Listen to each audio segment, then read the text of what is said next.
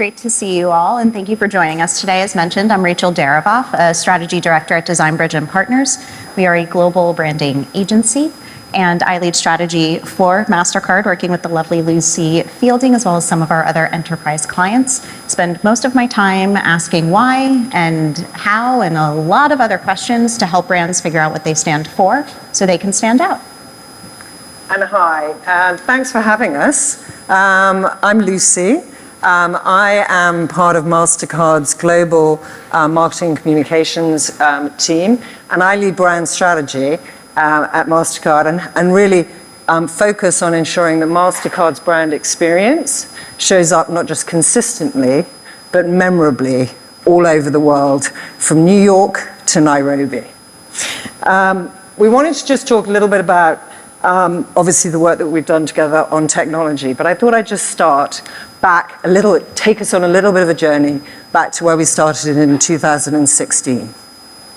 We realized that our brand really needed to keep pace with the innovative company we'd become. At that time, our brand experience was, well, in the rather unfortunate words of our CFO, at a very large event, a bit of a dog's dinner. Not exactly the feedback you want to hear. So we got to work. We streamlined everything under one brand, took the bold step of dropping our name from our logo, introduced sonic branding, and with over 800 products in 221 markets, it was no small task.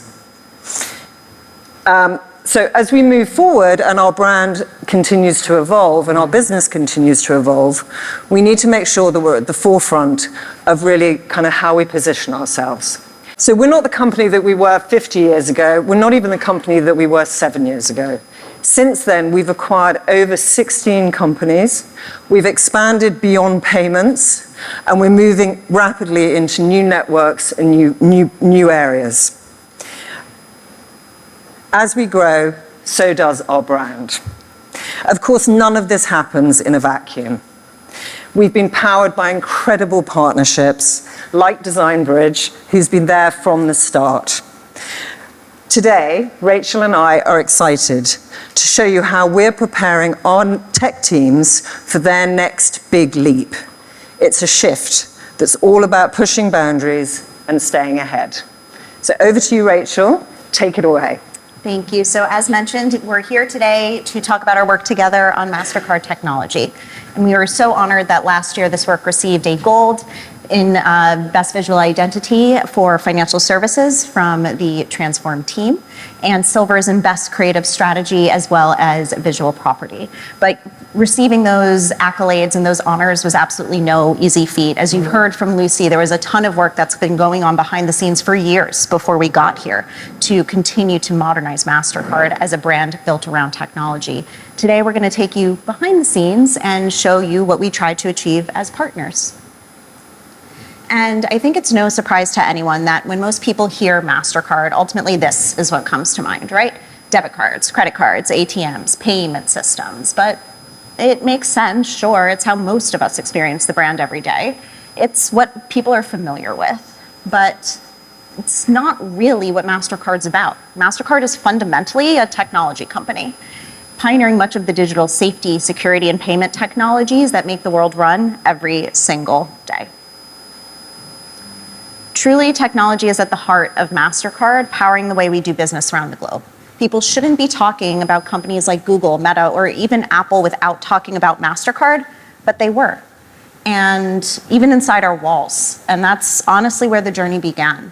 To support the ambitious business goals that Lucy has mentioned and compete with the likes of Google, Microsoft, Apple, and beyond, we needed to attract best-in-class tech talent and get everyone internally on board with why our technology strategy was so important to communicate and why we needed to all get together to achieve these goals. That meant changing perceptions. And as Lucy said, it meant bringing pride and profile to the work done by the Mastercard technology teams. But that work happens behind the scenes. As we said, when you think about Mastercard, it's not immediately what comes to mind. Yes, it is there, but you never see it. It's invisible, it's intangible, it is critical infrastructure, and probably every single one of you, if you took a subway today, that technology is driven by Mastercard. If you paid in a tap, Apple Pay, all driven by Mastercard. But you never see it, so you just don't think about it. Though invisible and intangible, Mastercard technology is truly essential. It can't be seen, but can be felt, as you've experienced every single day in your lives.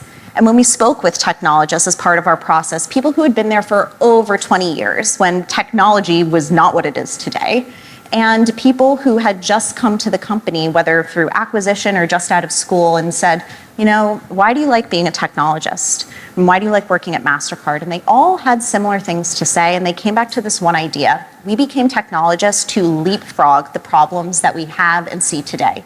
That is why we're here. And at Mastercard, they didn't have to choose between that actual sort of driving change at scale or for society, which is what we know so many people are wanting to achieve today. And many other companies, you do have to make that choice. Are you going to transform at scale, or are you going to transform for society? At Mastercard, you really do get to do both. That idea about how essential Mastercard technology is was perhaps best said by one of our key stakeholders during our interviews with them. Actually, it might have been Ed McLaughlin, the CTO. He said, if Spotify goes down, people can't listen to music. If Mastercard goes down, dads can't buy diapers and people can't purchase prescriptions. Mastercard is powering economies at speed and scale to make everyday life happen for everyone, everywhere. Designing and building the critical systems that people need to get the goods and services they rely on every single day. But this message very clearly wasn't coming through. When the technologists did talk about their work, it might as well have been in code. We heard about things like Gemfire grids, event-driven architecture, and quantum computing. And it's absolutely interesting stuff, and the technologists we wanted to speak to and engage with thought it was interesting as well. However, no one still fully understands the depth behind it. And it wasn't helping people to truly understand and be excited by the groundbreaking technology. You kind of hear those words and you gloss over a little bit. So to make the invisible visible and the intangible tangible, we needed to stop talking in bits and bytes and instead change the conversation. So when Mastercard spoke about technology, it was through the lens of intent and impact. So how did we actually tell that story of intent and impact? How did we make what we know to be invisible to all of us every single day seen? How did we make the invisible felt? And how did we make people care about it? And how did we make it stick? It was no easy feat. We were human-centered, as we mentioned, intent and impact, not only in our output, but our approach. We included everyone in the process. It was a massive effort throughout the entire organization: communications, marketing, employer brand, the people teams, product, and beyond. There's perhaps not a single person in a department in the organization that actually didn't touch this work, and it makes sense because Mastercard technology is the engine of Mastercard. And ultimately, when we spoke with them and really learned the depth of what we needed to do, we realized the possibility and potential that we had to create real change within the organization. And so when it came to what we needed to build, we really spoke to people to understand what they wanted to say.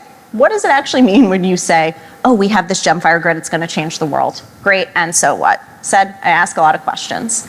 It all came together in a beautiful and unified visual expression, one that included the transformation of 7 offices, and I don't even know if that number's accurate, it might be higher, something like over 200 assets created. And to get there, we started with storytelling. We did. So, how does tech talk? It really was time to stop speaking in code.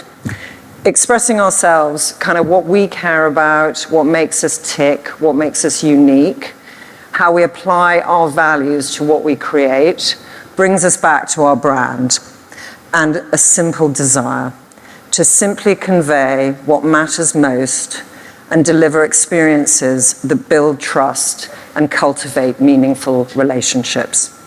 We gave the teams tools to communicate in ways that were dynamic, flexible. They could be adapted for a multitude of situations and initiatives, all within a set of defined parameters to drive that consistency and memory recall. By putting our tech capabilities right at the heart of our brand, we created this very strong internal narrative that really reinforced our market position. It sparked new product and service development and elevates our customer experience. So this initiative is a crucial part of our actually broader tech strategy as we grow in payments, expand our services, and embrace new future networks, all while boosting the speed, resiliency, and security that Mastercard is known for.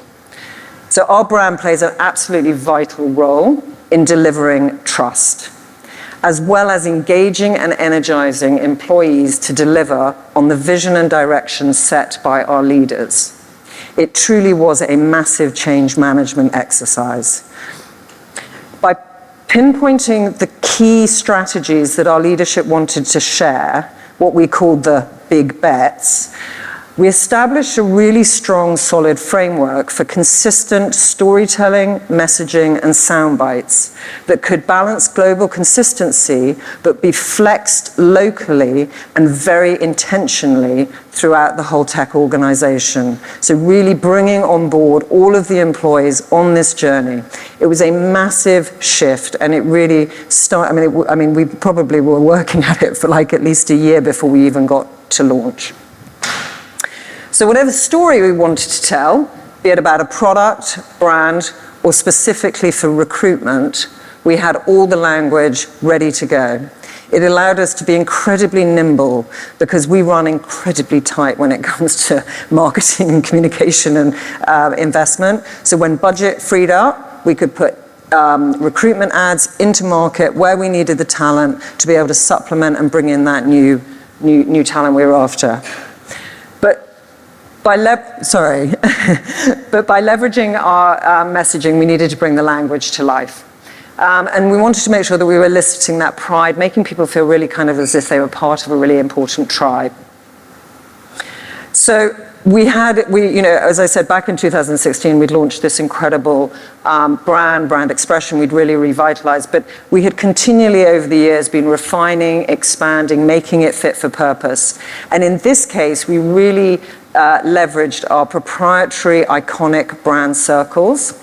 Now, it's all born out of our symbol and the whole foundational way that this fits together. I won't get too nerdy, but I will say that the parametric circle design system has unlimited configurations, thanks to the power of math and the golden ratio. A blessing or a curse, depending on whose hands it's in. Luckily, in this case, we had the incredible talents of not only Design Bridge, but all of the people they brought on to help bring these into 3D and really think about how we would bring that texture, that humanity, and that texture through into the designs. So you can see here, and informed by quite a lot of research and testing, we're quite quant-driven, we like that. These animated circles act as very distinctive brand codes. They signal a very modern, sophisticated, human-centered company that's right at home in the tech world. This fresh approach also actually allowed us to break out of the clutter and free us from that usual stock imagery and sort of, having to work very much within the confines of that and allowing our designs to really shine and break through.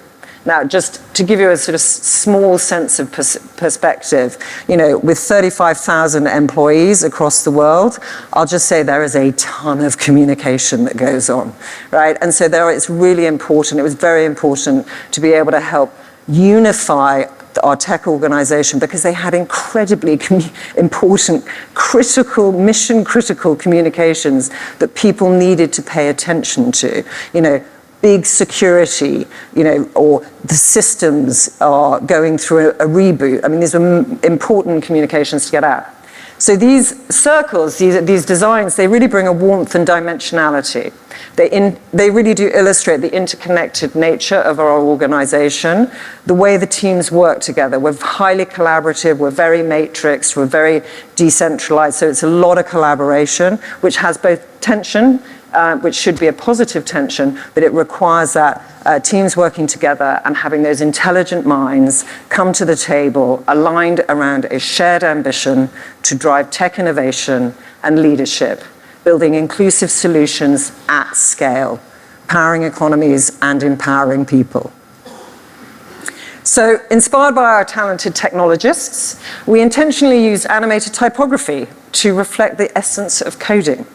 As we developed this expression, it became clear that just like learning a new programming language, the technologists were embracing a new design language, and they loved it. They saw the similarities between coding and design. They just couldn't get enough of it. Their enthusiasm for mastering this new skill was pretty impressive. And with the support of our incredible comms marketing folks, and actually from real estate to there were so many people who were involved, as you said, who operated like a very well-oiled machine. I was incredibly impressed at how regions came together, teams came together. We brought this excitement to life in a way that resonated across the board. So we launched the new tech strategy and the brand expression simultaneously across Mastercard's 7 global tech hubs. So complete with events, speakers, special guests, including our CEO, CMO, we got all the C's in the house. Teams could literally see and feel the transformation as the spaces were rebranded overnight. With over 3,500 team members joining us in person for the big reveal, I learned firsthand that you should never underestimate the power of a good show and some stylish swag. The excitement in the air was palpable, it was amazing, and the global response was overwhelmingly positive. Teams shared their enthusiasm and motivation for the new strategy and direction, feeling like their work and their contributions were being recognized and celebrated in a fresh and very modern way. It created a sense of renewal and momentum that everyone could actually feel. And the perceptions really are shifting. So it's clear proof that this kind of work really does move the needle. Applicants now see Mastercard as a tech company. They're excited to join. We've seen a remarkable 44% increase in applications for technology roles, which is critical to the lifeblood and the future of our business. Internally, our teams grasp the importance of effectively communicating our technology strategy, leading to a very impressive 92% satisfaction and comprehension rate of how our tech strategy operates. And after every major Mastercard event or announcement, we send out a survey to gather feedback. On this time, we saw 5 times the engagement that we had seen on any previous survey. And this was just the start. Working with the tech teams, this expression must tackle a lot of diverse needs, even within just the tech ecosystem. From helping our customer care teams revamp their service materials, to giving employee experience teams the designs that cut through the noise in our internal communications, making sure those mission-critical messages and tech bulletins grab the attention of over 35,000 people. The leadership team's commitment underscores the importance of this initiative and its impact. They're driving its success, and we continue to celebrate the milestones. So we're not just getting recognition inside, we're making the splash outside. The tech team isn't just being seen, they're really shining brightly for everyone to notice. So we're really living and breathing this whole brand expression. And we really are incredibly grateful to the partnership with Design Bridge that's been many, many years, and on we go. But over to you. Thank you. I'll just close this out very quickly, but as Lucy mentioned, and I'll continue to reiterate, the expression really did win hearts and minds, and yes, those numbers tell a story, but we continue to see it every single day as we continue to build this work together, evolving it, and taking those assets that we created and continuing to use them in new and interesting ways to tell consistent stories, creating assets that are both visual and verbal, the power of words and the power of imagery. And ultimately, not only did the team feel seen, they shone. And this work, they felt like it represented them. So much so that people who were never thinking about, how should I use this? What soundbite should I use? They were asking and grabbing for toolkits and anything they could get their hands on to help us activate this and leverage it out in the world. So we did make the invisible visible. You can see it right there. People understand what Mastercard technology is about, and they're excited to see where the future can go. So we have really had a great time Yeah, doing we this have. together It's been through many, amazing. many late nights. Yeah, I will also say a recent example, actually. We've just opened a huge new office in Pune. It's one of our biggest tech hubs that we've opened. And there was a sort of moment about 3 weeks ago where suddenly you get the email you absolutely dread getting, like, our entire senior leadership is going to the Pune Tech Hub and we've realized we don't have the right graphics in the building. How can you help? So over the last 2 weeks, because we had everything already either up or we'd used it in other buildings, we were able to do one of the fastest turnarounds of a 12-story building with over 300 walls, which we needed to basically brand by the time our Chief Technology Officer and our CEO arrived there for the opening last week. We did it. We had 900 people in person.